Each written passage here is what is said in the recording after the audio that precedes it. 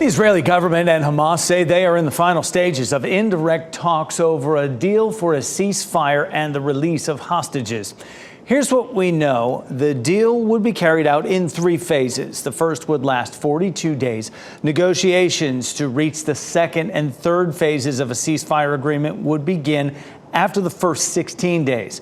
NBC's Richard Engel explains this is the closest point both sides have come to sealing a deal.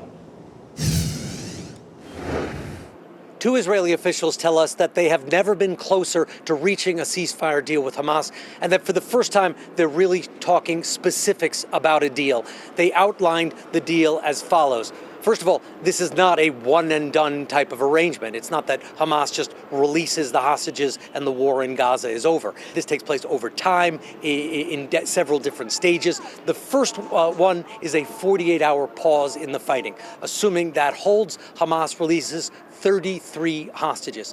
These are the so-called humanitarian cases, the elderly, children, sick, wounded.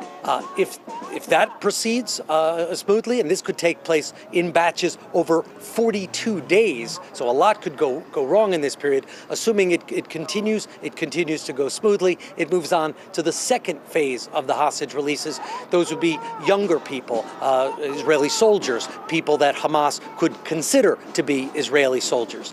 At the end of all of this, Israel would pull out of Gaza, pulling out of the major population centers, but keeping a buffer zone, keeping a part of the Gaza Strip as a security perimeter to protect Israel.